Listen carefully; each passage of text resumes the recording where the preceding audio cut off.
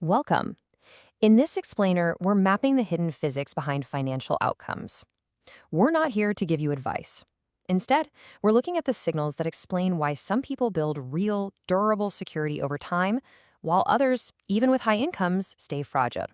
And it all starts with a puzzle that a lot of successful people know way too well. It's a strange paradox, isn't it? You're a professional, maybe a founder or a creator. You work hard, your income goes up, but that feeling of financial anxiety doesn't always go away. In fact, sometimes it gets worse. So why is that? Why doesn't a bigger paycheck automatically mean you feel more secure? To really get to the bottom of this, we have to deconstruct a core belief that most of us have about money and safety. It's an assumption that's so deep, we usually don't even know we're making it. On one side, you have the common belief, the bigger my income, the safer I am. But the signal, the pattern we see playing out over and over, points to something totally different. Real, lasting safety isn't about the size of one income stream. It's about the structure of all your resources. This is a huge shift in thinking, right? It's moving from a focus on strength to a focus on spread. And here is the psychological trap. You know, that predictable deposit hitting your account every 2 weeks? It creates this powerful illusion of stability. That consistent rhythm feels reliable. It makes us feel safe.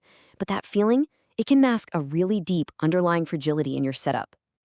And look, this isn't just a theory. It's a pattern you can actually observe, and it repeats itself across all kinds of careers and income levels. This is what that structural fragility, that concentration risk, looks like out in the real world. Okay, so take the senior executive. High salary, impressive title, the whole deal. But their entire financial universe is tethered to one single company. A single event, a bad quarter, a restructuring, a new boss can snap that connection, and suddenly the fragility that was there all along is exposed. Or think about the super successful freelancer. They've got their independence, sure, but their income is often dangerously concentrated. If one huge client makes up, say, 70% of their revenue, is that really autonomy? They're just as vulnerable to that client's budget cuts as any employee. And it's wild, but even being a top expert in your field can become a trap. The niche specialist is incredibly valuable, but that value is tied to one specific technology or one industry. And when automation or a market shift comes along, that specialized value can just evaporate, and they're left completely exposed. So you have to ask, right? If this pattern of fragility is so clear, and it happens all the time, why do so many incredibly smart, capable people walk right into it? Well, the answer isn't that they don't know enough. It's all about the powerful incentives and psychological biases that are constantly pushing us toward concentration. I mean, think about it. We are socially and professionally rewarded for specializing, for becoming the go-to person. We're taught to mistake loyalty to a company for some kind of shield that will protect us. We crave the comfort that comes from a predictable system. And honestly, in the short term, putting all your energy in one place is super efficient. The problem is that efficiency hides the long-term risk.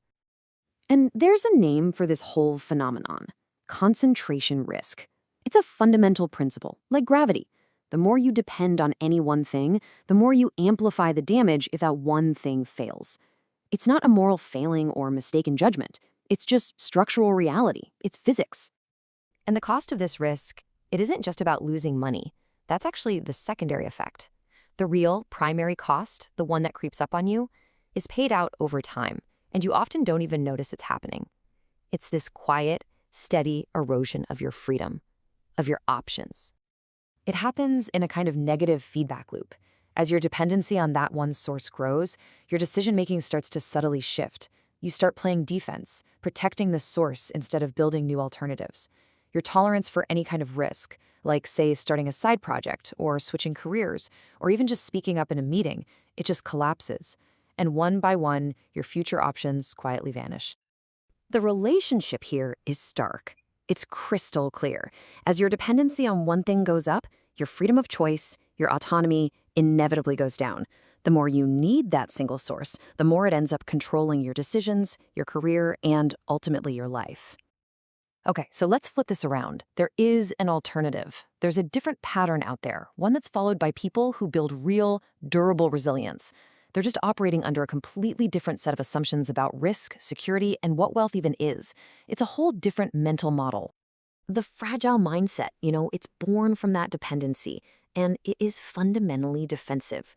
The main question running through your head is always about preservation, about fear of loss. The focus is on building walls around the one thing you have and just hoping nothing ever gets through. But the resilient mindset, it reframes the entire goal. It's not about how much you have in the bank, it's about how many choices you have when things go sideways. Wealth isn't a number.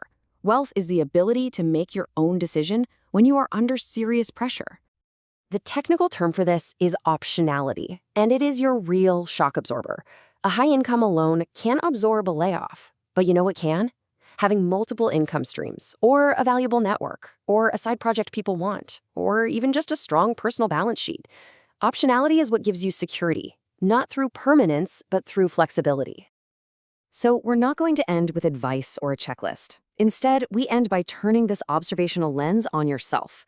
This framework is really a tool for mapping your own financial structure. And it all boils down to 3 sharp questions. First, looking at its structure, not its size, how fragile is your income? Second, if you introduce a shock into your system, what happens, realistically, if it stops tomorrow? And finally, the ultimate measure of your resilience. How many viable options do you truly have?